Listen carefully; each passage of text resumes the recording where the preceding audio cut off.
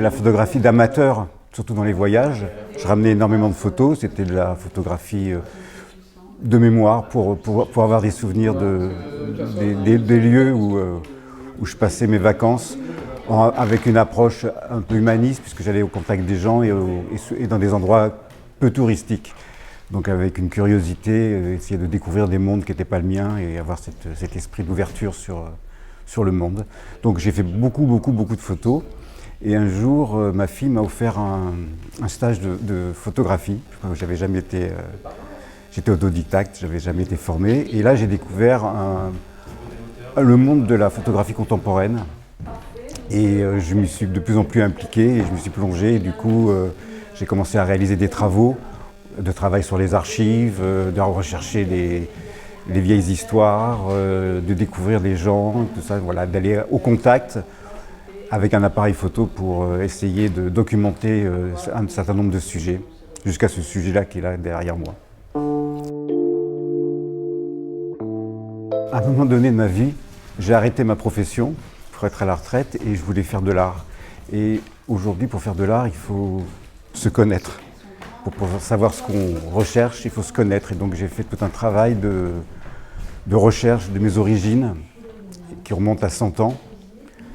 Et ça a été une expérience incroyable parce que ça m'a fait rencontrer des gens de ma famille que je ne connaissais pas. Ça m'a surtout fait découvrir des mondes que je ne connaissais pas du tout, dans lesquels je n'avais jamais, de par ma profession, de par mon histoire, je n'avais jamais touché, contacté, j'avais aucune expérience, on m'avait jamais été éduqué. C'était à la fois le monde juif et le monde arabe, qui sont des mondes, on le voit aujourd'hui, qui sont un peu complexes. Donc ça m'a fait découvrir toute cette réalité-là et c'est un travail sur 100 ans qui m'a permis de mieux comprendre qui j'étais dans le monde. Comme je dis, je croyais que j'étais un Français parmi d'autres, sans m'être jamais posé la question de ce que ça signifie. Et en fait, ça signifie énormément quand on le relit dans le passé à toutes les histoires de la famille.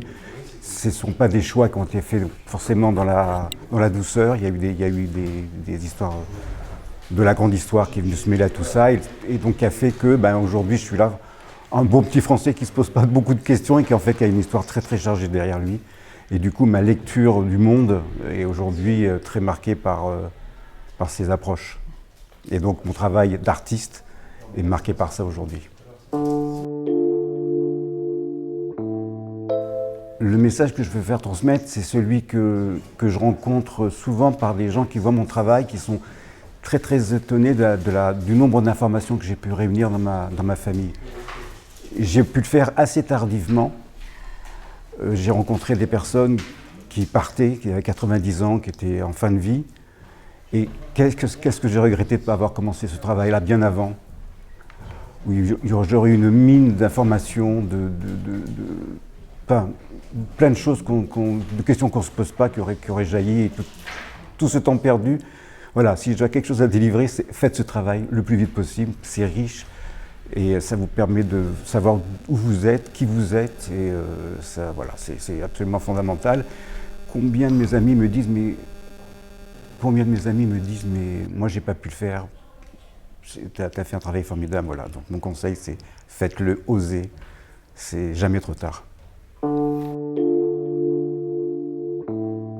C'est pas facile parce qu'on peut déranger, parce qu'il y a quelquefois il y a des histoires qu'on veut pas connaître, qu'on veut pas faire savoir. Moi, ça s'est plutôt bien passé dans ma famille. Je veux dire, on est venu d'une situation de très grande pauvreté et sur 3 ou 4 générations, c'était l'histoire cumulée d'un processus d'assimilation qui, bon an, mal an, c'est quand même bien organisé. Donc ça a été une histoire qui a ses hauts et ses bas, mais j'ai cette chance-là de ne pas avoir rencontré un parent qui pouvait être nazi ou des choses comme ça, voilà. Mais c'est jamais facile parce que il faut aller au contact de l'autre. Moi, j'ai rencontré des gens de ma famille que je ne connaissais pas, donc il faut oser y aller. On ne sait pas qui on va rencontrer. Il y a peut-être des histoires qu'on ne connaît pas. Et on peut faire remonter on fait remonter des choses dans la mémoire que quelquefois on fait oublier. Voilà.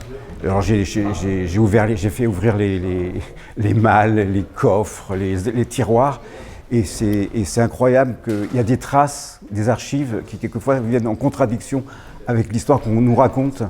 Et donc, voilà, il faut y aller très prudemment. En plus, moi j'avais c'était la période du Covid, donc des personnes âgées qui ne voulaient pas me rencontrer, qui avaient peur, enfin, voilà.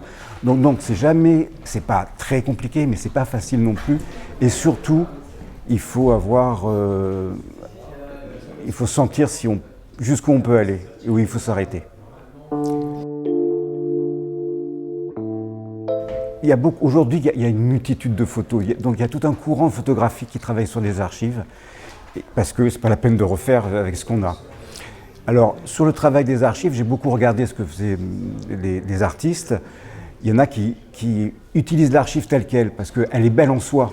Il y a des plis, elle est rognée, elle a vieilli, elle a des couleurs qui sont passées, etc. Donc l'archive est belle en soi et on pourrait simplement utiliser l'archive telle qu'elle. Mais moi, j'ai voulu aller un peu plus loin, j'ai essayé de travailler sur l'archive. J'ai voulu à la fois la conserver et la mettre dans un environnement qui nous permettait de la mettre en rapport avec nous. Et parce que finalement, les histoires que j'ai rencontrées, c'est des histoires d'aujourd'hui encore.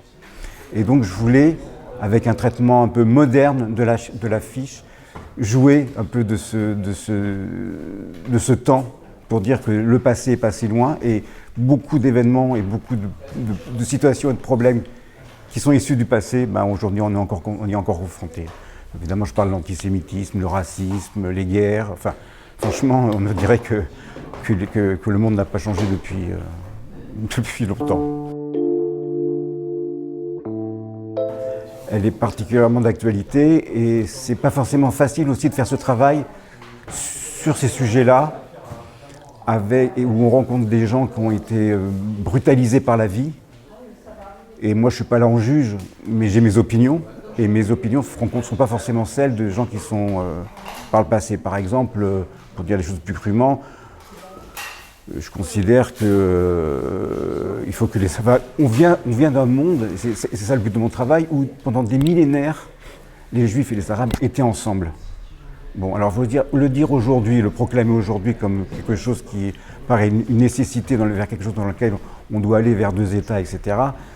Dans ma communauté, ça passe plus ou moins bien. Mais pour moi, c'est un des messages importants de rappeler que voilà le passé, voilà d'où on vient, y compris dans ma famille. On est des origines arabes. Mais mon arrière-arrière-arrière-grand-mère, qui est quelque part là-bas, c'est un dessin d'ailleurs, elle est arabe et elle parlait arabe. Elle a été juive arabe. Voilà. Et voilà.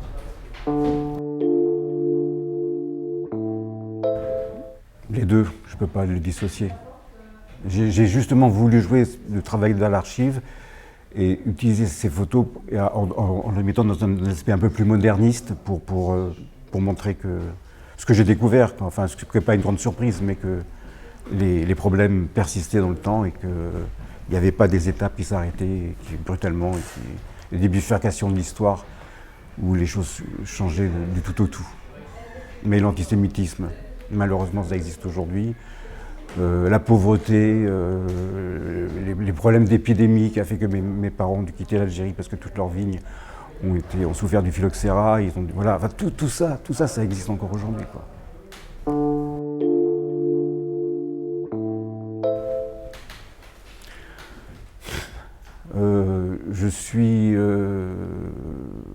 Non, on ne peut pas être optimiste aujourd'hui. Quand on voit dans quel état on a mis le monde et dans quel état quel monde on va donner à nos enfants, franchement, on se demande si on n'a pas une responsabilité dans tout ça. Enfin, on est obligé de se poser la question. Mais ça fait mal de découvrir tout ce qu'on découvre aujourd'hui. Et on se demande si ça va s'arrêter.